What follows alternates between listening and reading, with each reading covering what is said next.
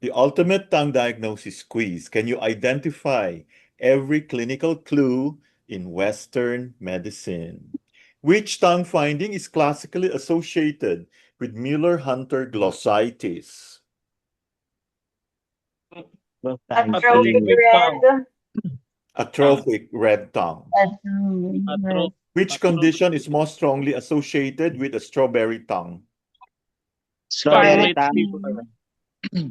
Scarlet fever. A clinician observes a bluish-purple tongue. Which underlying pathology is most likely?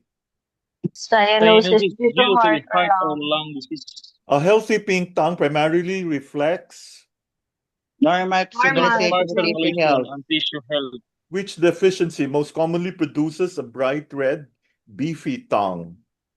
Right. Vitamin Vitamin B12. B12 deficiency. Macroglossia, that means very big tongues, least likely to occur in.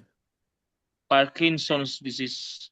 Which condition Parkinson is pala. associated with an atrophic smooth tongue? So this is like Iron deficiency. Yeah. Iron deficiency. that's blood deficiency, diba? Iron. Oh. A fissured tongue is commonly associated with all except Cyanosis. Nutritional deficiency. no cyanosis. Cyanosis. A hallmark feature of geographic tongue is Migratory red patches Migratory with red white patches. borders. which tongue coating is generally considered normal. Thin white. Thin white. A thick white tongue coating most strongly suggests this is Thick ano, white. what? Or Candidiasis candidiasis or dehydration. or dehydration. Yellow tongue coating is commonly linked to Smoking and bacterial overgrowth. overgrowth. brown black tongue coating most likely represents Black hairy Black tongue. hairy tongue. a dry tongue may indicate all except Adequate Adequate hydration. Hydration. loss of papillae is commonly seen in Alos pala. Iron Iron deficiency. deficiency. enlarged tongue papillae may occur with Viral infection. Viral infection. tongue deviation to one side most strongly suggests Hypoglossal Hypoglossal nerve palsy. palsy. tongue fasciculations are characteristic of Scarlet fever. Amyotrophic lateral sclerosis. amyotrophic lateral sclerosis. Tongue tremor may occur in All of the above. Hypothyroidism. all of the above. Oo nga. Pag nanginginig with tremor. Oo nga. Which white Dami. lesion typically cannot be scraped off? Leukoplakia. Leukoplakia. Persistent tongue ulcers lasting more than blank should be evaluated. 2 weeks. Wow. A smooth, beefy red tongue. Ay, parang beef. Most strongly indicates Vitamin B12. B12 deficiency. which Alam disease ko is pa. classically associated with oral thrush. Diabetes. This is Macroglossia is a classic feature of Hypothyroidism. Hypothyroidism. a cyanotic tongue suggests severe Heart or lung disease. heart and lung. Western medicine primarily uses tongue examination to Detect local oral disease and systemic illness. compared with TCM, Western medicine places greater emphasis on Anatomical Anatomical and and pathological Yes. changes. in TCM tongue coating primarily reflects stomach, Stomach pee, and body. body fluids. Western medicine interprets tongue color mainly in terms of Oxygenation. Elimination. Anemia. TCM associates tongue shape primarily with B deficiency. Phlegm and blood deficiency. Western medicine generally examines Entire tongue. Entire Family. tinitingnan lang, no? Which diagnostic approach relies on lab tests and imaging to support tongue findings? Western. Western. The clinician should interpret tongue findings together with Patient Patient history, history, vital signs, vital laboratory signs. finding, and other tests. Persistent white patches warrant referral primarily to exclude Mga patches. Oral cancer. oral Oral cancer. cancer. Hala, tingnan nyo na yung mga dila nyo. White patches. May patches.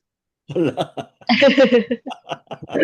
Which condition is associated with black hairy tongue? I have a patient who's like that. May mga itim. Smoking. Yes. No. Yeah. All of the above. All of the above. Poor oral hygiene. Antibiotic use can cause black hair. Mhm. Which condition is not a cause of smooth tongue? Hypertension. Hypertension. Small or atrophic tongue size may result from Aging Hypothyroidism. and malnutrition. no Okay. aging and malnutrition. Malnutrition. Sa Bisaya pa nagkupus na, no? Nag-shrink na, lumiit na yung tongue. Shrink. Ay, tingnan ko Malnourished. talaga yung tongue ko. Which disease is associated with lingua plicata? Parang pagkain. Non-usually benign. Yeah, usually benign. Which tongue abnormality is described as migrating over time? Geographic. Yeah. Geographic tongue. Sensitivity to spicy foods is characteristic of Geographic tongue. Geograph.